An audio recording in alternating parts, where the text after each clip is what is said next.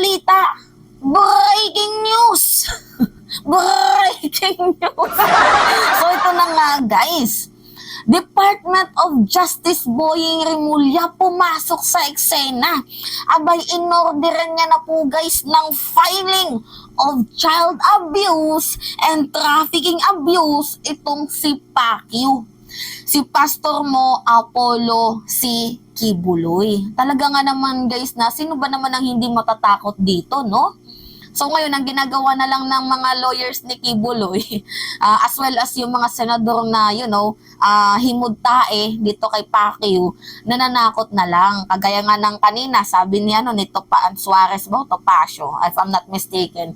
Sabi nila, sige, pag inaresto nyo si Apollo Kibuloy, si Pastor Mo Apollo Kibuloy, meron pong mangyayaring malaking kaguluhan. So, meron na pong mga threat. Yan. So, hanggang pananakot na lang sila. But, the Department of Justice, itong si DOJ Secretary Boying Rimulya, hindi din naman nagpasindak. Ready to fire! Diba? Ready to fire din po itong Department of Justice natin. But anyway, kung sakali man na makulong, halimbawa lang, no? Hindi naman natin sa hinihingi, pero kung yan po yung nararapat kay Kibuloy, abay wala tayong magagawa. But anyway, kung ito man ay si Pacquiao ay makulong, syempre, pagkatapos ni President Marcos, kung sino man yung manalo, for example, si Vice President Sara Duterte ang manalo, abay pwede siyang ipardon. But anyway, mahaba-haba pang panahon yan. Pero, guys, nakita niyo yung eksena ng ganap kanina. Yung pambababoy po ng mga supporters. Nagwelga po ang mga supporters ni Pacquiao doon sa Freedom Park sa Liwasang Bonifacio na supposedly itong Freedom Parks na to or Liwasang Bonifacio na to ay para po ito sa mga fighters, talagang mga taong may pinaglalaban. Pero binaboy na naman po ang isang sagradong lugar ng mga supporters ni Pacquiao. At the same time, nauso na talaga ngayon guys yung yung prayer rally. So nag-prayer rally sila habang dinidepensahan nga nila guys itong si Pacquiao na walang kasalanan to, defend the human rights of Pastor Mo Kibuloy, defense Kibuloy, wala po itong kasalanan, mabait po itong tao. Sa gitna po ng kanilang pag-rally kanina, pagwawelga, abay sinagot po sila ni Department of Justice Boying Rimulya. At ito yung sabi, pumasok sa eksena si DOJ. Sabi niya, DOJ orders filing of child abuse trafficking case versus Kibuloy. So, the Department of Justice has ordered the filing of sexual abuse of a minor case and qualified trafficking against Kingdom of Jesus Christ or KOJC leader Pastor Mo Apollo Kibuloy. So sabi pa nga ni Crispin Rimulya, made announcement on Monday as the DOJ granted the petition for review pending before the DOJ over 4 years. So sa madaling sabi, habang ginangaw-ngaw nila na defense the human rights, Kibuloy, defense Kibuloy, walang kaso to, sinagot sila ni Department of Justice na meron pong kaso. Meron po siyang kaso. At kami po ay formal na complaint. Formal na po kaming magkakaso na formal complaint dito kay Pastor Mo Apollo Kibuloy. So, formal na po silang maghahain ng petisyon para dito kay Pacquiao. Ano yung pinagsasabi niyong walang kaso? Meron po. Meron. Yan po ang sa madaling sabi na binuboses ni Department of Justice Boying Rimulya. Abay kung sa muka ni Pastor Mo Kibuloy, mukhang ito ay literal na kitang-kita naman natin na dihado itong si Pacquiao, pero wala tayong magagawa. Syempre, yung mga kasalanan ay talagang pinagbabayaran kahit pa sabihin mo na kaya mong pindutin ang vibrator ng mundo, 'di ba?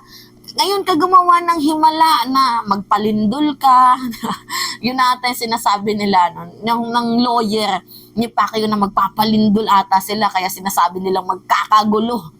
Kaya kung nakikita niyo yung Davao ngayon, guys, nakakalungkot, binabaha. Hindi ko alam dahil sa kagagawan ni Kibuloy ba to, or talagang dala ng ng phenomenal weather natin.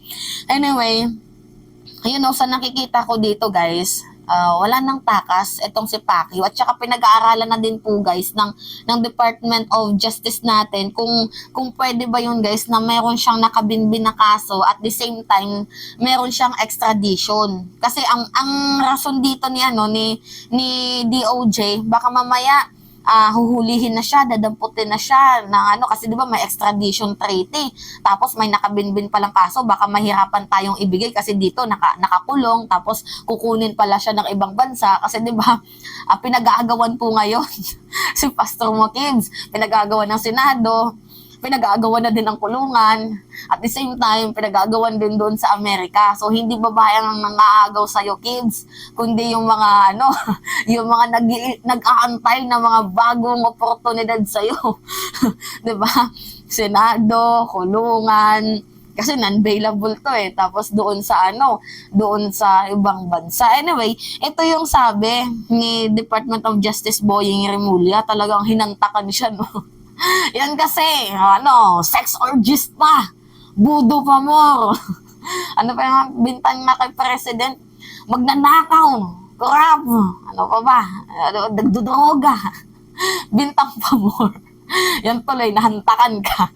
Anyway, ito yung video ni Department of Justice Boying Remulla. Actually, to guys 5 minutes. So, pagtyagaan nyo na lang, at least first-hand information tayo. So, anyway, ito yung sabi. Yan, panoodin natin. Ngayon po ay meron kaming i-anunsyo lamang. Ang anunsyo po namin ay isasalang na ang kaso laban kay Pastor Apollo Kibuloy at sa kanyang mga kasama for child abuse under 7610. Of course, merong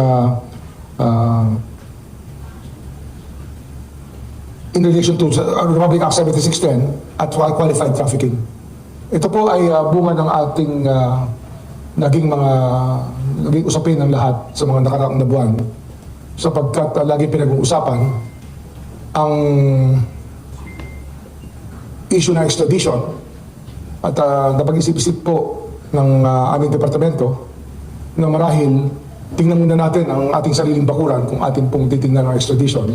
At habang may kaso pa akong nakabinbin dito sa atin, sa aming luklukan dito sa ating departamento, ay marahil mabuti ng ating pag-aralan at desisyonan ng matuloy na, kung matutuloy, ang anumang bagay na dapat desisyonan po ng departamento. Ang problema kasi rito, pagka nagkaroon na ng extradition at saka namin ipa-file ang kaso, baka sabihin na hinaharap namin ng extradition. Talagang ginastify paano, guys, ni Secretary Boying Remulla. So, kinabahan ako kanina. Pag-aaralan namin yung extradition, at the same time may kaso, baka mamaya makalusot si kids. Yun pala, meaning to say, pinagagawan lang siya. So, 'di ba, alam niyo naman, may kaso siya sa FBI. So, may extradition naman. So, ito nga yung nakakatawa dito literal, na pinag-aagawan itong si Pacquiao. Anyway, ginastify niya pa talaga, na pinag-aaralan namin. Kasi, if you will read between the lines, parehas lang naman din yan, yung ending niyan, yung pinakadulo na point niyan, kulong. 'Di ba? Ginastify niya pa na, may kaso dito, tapos may extradition. Ang problema kasi dito, guys, baka kukunin na siya, damputin na siya, tapos may nakabinbin na kaso, nakakulong dito. Baka mahirapan tayong ibigay yan. Tarantado. Anyway, pagpatuloy. At mabuti na ho na magkaroon din ng hustisya, yung humingi ng hustisya sapagkat napakatagal na panahon na po ito nangyari. Ang krimen po ay nangyari 10 years ago. At ang itong kasong to ay dumating sa departamentong ito. Kailan ba ito? 2000? 11 crime. Yun, 4 years na po. Ito nakabinbin dito. At yung isa't kalahating taon nga isa ilalim namin. So, yung kaso ni Kibuloy, 10 years ago na daw. Pero nung nakarating sa bansang Pilipinas, 4 years ago na. So, 4 na taon na pong nakabinbin. 2018, if I'm not mistaken, 2019, 18, 19, 20, 21, 22. Hindi. 2020? Tama ba ako? Panahon ni Digong. Talaga nga namang panahon ni Digong yan. Talaga mabibinbin yan. Friends sila eh. 'Di ba? Same feathers, flocks together. So ngayon guys, na nila, nagkaroon na ng time na din dito. Wala tayong magagawa kayo. Mahirap nang tanggapin. Pero kung ito yung hatol, 'di ba, ng nakakataas, ng kalooban, wala tayong magagawa. Tanggapin mo yan. 'Di ba? Anyway, patuloy.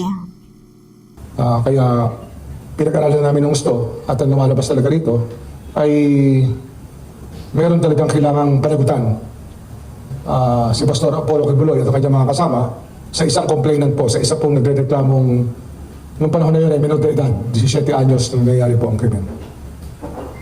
Kaya yun po yung aming ibinabalita sa inyo. Ito po ay hindi madaling gawin. Marami kasing aling pag-aalinlangan ng tao, may kuro-kuro, pero sa amin po, trabaho po ay trabaho. At kailangan isa lang na po ang kaso nito. Rinig nyo? Marami pong mga sabi-sabi, mga haka-haka. Yan na yung sinasabi ni Boying na merong pagbabanta, merong mga threats, pero hindi siya nagpasindak. Wala tayong magagawa. Trabaho is trabaho, di ba? Tigas din ng bones niya ni Department of Justice Secretary Boying Remulla. Magkano ba? Diba? Gusto niya, feel ko lang kung ako si Kibuloy, magkano ba? Diba? Para sa aking kalayaan, lahat ibibigay ko. Isa pa naman sa pinakamayamang ebanghilista itong si Pastor Mokibs. May chopper, may aeroplano, may coliseum, 'di ba? Ginawa kasing negosyo. Di umano sabi nila ginawa daw negosyo ang simbahan ni Pacquiao. So yung kaso niya doon sa FBI, alam niyo yun guys, yung as low as pinakamababang edad, 11 years old ang di umano tinira daw ni Pacquiao. Ewan ko diyan. Yan yung sabi sa ng FBI. Nakakalungkot. Parang apo niya na din yan. Pero anyway, wala tayong magagawa. Tapos na. So, yung mga tao niya na, humihiyaw, umiiyak, seeking for the justice. And matagumpay din naman ang hearing ni Senator Risa Ontiveros, siguro, kasi madaming sumusuporta sa kanya. Subalit, sa gitna ng madaming sumusuporta sa kanya, meron ding mga senador na mga walang kwenta ba? Diba? Ang daming kuda. To the point na, hindi, magkakagulo yan. Sabi ni Robin Padilla, si Tolentino naman, respect the rule of law and due process, respeto yung karapatan ni Pacquiao. Ganun-ganun pa. Si Amy pa, ano ba nung kapatid ko na to? Tinulungan na nga siya, tapos ginaganyan niya pa. Nagbabayad ng utang na loob no? Anyway, going back sa ating topic. Ganito yan, ang order of things dito, no? Kasi decision po ay nagawa na, nakabarcode na po ito. Ang kailangan po ay dalhin muna ito sa Davao at utusan ang sabihin sa City Prosecutor ng Davao na i-file ang kaso at alisin dito dahil meron pong dalawang krimen na naganap dito. Yung isa pong krimen naman ay qualified trafficking na dapat naman i-file dito sa Pasig. Kaya hindi isip yung kaso ito. Dalawa pala. Sa Davao at sa Pasig. Yung abuse sa Davao, yung trafficking sa Pasig. Correct me if I'm wrong, comment lang kayo guys. Ngunit dahil nga sa mga salita na magkakagulo, magkakaroon ng ibang pag-alsa pag meron pong nangyayari sa mga sinasabi ng ibang mga tao, ay minabuti ko rin pong sulatan at mamaya bibirmahan ko ang sulat sa Korte Suprema, ngunit hindi pa pwede ipadala sapagkat ito'y pwede lang ipadala pag nakafile na ang kaso na ilipat sa Maynila ang kaso nitong rape in relation to 7610, sexual exploitation of minors at qualified trafficking. Dapat sa Maynila na here. So sequential po yan, kailangan po ay ma-follow yung order. Sir, clarification. Ito po ay desisyon dun sa petition for review, tama po? Yes, sa petition for review. Pagtumbak po yun. So, sir, meron po bang, doon sa petition for review, yung kampo po ba ni Pastor Kibuloy ay nag-reach out, nagpadala ng kahit na anong dokumento? O... Hindi, to, kompleto na yung proseso dito, submitted talaga to for decision Binakla lang namin ito mula sa nakaraan na DOJ, sa nakaraang pamunuan ng DOJ. At lahat po ito submitted for decision na. Pinag-aralan po namin ng gusto. Ang ilalang ko lang, tinanong ko lang po kung may mga nakakakilala sa abogado para malaman kung talagang nais pa talaga nilang ituloy ang kaso sapagkat hindi po madaling kaso ito. Baka mamaya nakamove on na yung tao, hindi niya talaga pursue. Nung nalaman ko po na itutuloy nila yung kaso, tinuloy na natin. Ganito guys. Correct me if I'm wrong ha, kung sa aking pagkakaintindi. Nung panahon ni Digong, dismiss ang kaso. Dismiss ko, no? And then ngayon, nung pinag-aralan nila, merong nakitang pagkakamali. So parang ipupursue na lang. So nung nakita nilang merong pagkakamali, they ask the complainants kung itutuloy ba. Kasi baka mali mo, naka-move on na yung tao. Kasi nga, di ba, dismiss naman daw, parang binasura na, ganyan-ganyan, na pang walang sala na si Kibuloy. But then, nung nakitaan na may something, kasi parang, di ba, syempre si Digong, tapos si Kibs magkalapit, di ba, sing feather, flocks together. Talagang baka mali mo, tinarbaho na ma-dismiss ang kaso, or, mapawalang visa na, nung nagkaroon ng, na walang visa na, siguro, yung complainants parang naka-move on na, ganyan-ganyan. Pero ngayon guys, ang nangyari kasi, nung hinalungkat nila, something must going wrong. So, nung nalaman nila na may pagkakamali at mayroon probable cause, pinursue nila. And they asked the complainant kung, tawag dito, kung ready din ba siya, kung okay sa kanya, kung itutuloy niya yung kaso.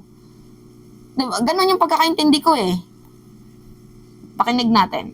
Nasaan po yung complainant? Andito, nasa kanyang kinalalagyan na taguan sapagkat nalaman ko rin na ilang araw nakaraan na siya po'y inalagaan talaga, ang pinangangalagaan ng kanyang mga abogado. At sapagkat itong pangyayaring ito ay napakahirap ismilingin. Hindi ho ito simpleng kaso at marami hong pananakot na maaari maganap. At yung mga salitang pinararating sa atin, ang abogado nila, na magkakagulo daw pagka nagkaroon ng kahit anong pagbatikos o kaya paghuli. Ngunit kinakailangan talagang gawin ang dapat gawin. Mabigat po ito sa kalooban natin na papatol tayo sa gandang kontrobersiya sa ilit ng lahat. Ngunit kailangan po natin gawin ang dapat gawin. Okay. So, yung complainant na sinasabi nila na magpupursue ng kaso is nagtatago pa. So, pinoprotektahan siya. Kasi syempre, di ba, may naririnig na threat. Kung sa himpilan nga ni Senator Rizon Tiveros, yung mga nagreklamo, merong, narinig tayong pangkikasing, ganyan-ganyan. Dito naman sa complainants din na sa usaping child abuse at trafficking abuse ay nagtatago din siya. But sabi ng abogado ni Pastor Mokibs, sige, try nyo, magkakagulo pag inaresto. So ganon yung yung perception ng ng sinasabi ni Department of Justice Secretary Boying Rimulya. But then kahit ganon pa man, sinasabi ni DOJ na trabaho is trabaho, work is work. So, antay-antay na lang tayo and justice must be prevail, guys. Don't worry, malalaman natin kung sino yung totoo, 'di ba, dito, kung sino yung nasasakdal at kung sino yung sinasakdal. So anyway, yun lamang ho guys, at it's me again, si Mima Alicia Nyot, nagbabalik ulit para sa ating panibagong video.